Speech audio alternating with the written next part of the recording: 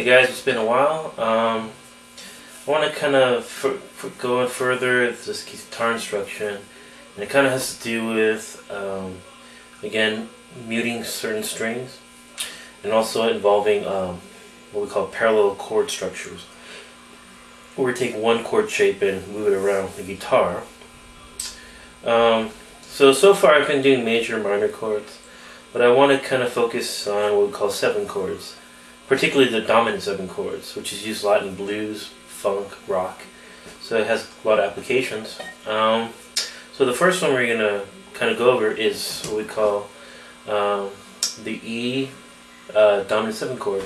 So from the first position, we have our good old E7 chord. So to play that, we're going to put our first finger on the 3rd string 1st fret, our 2nd finger on the 2nd fret 5th string, and our 3rd finger we're going to put that on the 2nd fret 4th string. So we know this as the E chord, but to play E7 chord or E dominant 7 chord, we're going to use our pinky. Now normally there's another way of playing an E7 chord, but it's not going to really help us out with this whole parallel chord idea.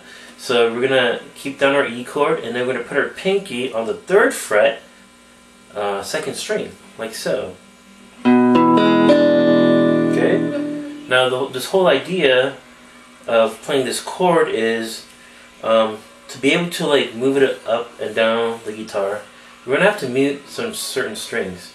So what we're going to do is, with your pinky, it's okay for your pinky to kind of touch the 1st string so you get a muted sound, but the other 4 strings, they have a sound, so you have to kind of work at that.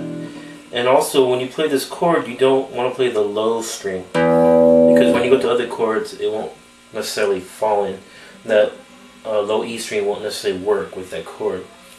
But so anyways, so let's give it a try. So let's play the E7 chord.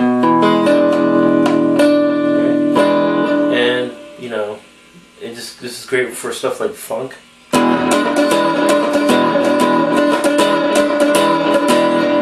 It really has that kind of percussive quality to it. But for simplicity's sake, I'm just gonna do all down strum 4 times. Okay, so here are the 3 chords that we're gonna work with: the E7 chord, which is here. Now to play the A7 chord, it's similar to the A chord when we move up here. So we're going to move this E7 chord shape, we're going to move it to the 6th fret. Okay? So that's A7. Down to E7 again. Up to A7, 6th fret.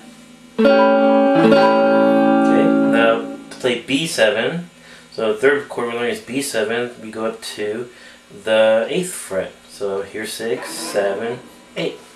So here's B7. All the while, I'm muting that 1st string. And then down to A7, E7. So let's try a chord progression. So I'm going to do the 12-bar blues, which is going to be, I'll start with the E7 chord. I'm going to play that for 4 measures. Then I'm going to go to the A7 chord, another 2 measures, back down to the E7 chord. It's another 2 measures. Then go up to the B7 chord, 1 measure, A7 chord, 1 measure, and then down to E7. So let's try it slowly. Here we go. 1, 2, 3, 4.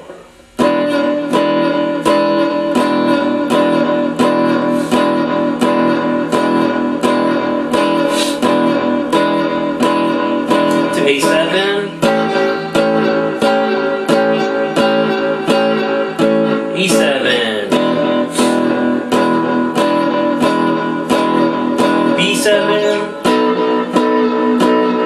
A7, E7. Alright, and another thing what you can do with this blues progression is when you say go from the B7 to the A7, you can do what we call a little chromatic movement. So it's like little half-step movements. So from the B7, we can go down like this. kind of gives it a little flavor to it. So if you're counting, you play the B7 3 times, then you go down a half step, and you play that 1 time, and then play the A7 chord. So that little chromatic movement is what we call like a passing chord, okay? So let's try it. Here we go. I'm going to count it out slowly. B7. 1, 2, 3. Oh, I'm sorry. Again. 1, 2, 3, 4.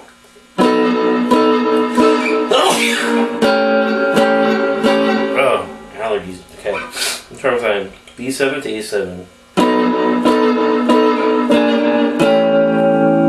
Alright? So you can kind of give that a try.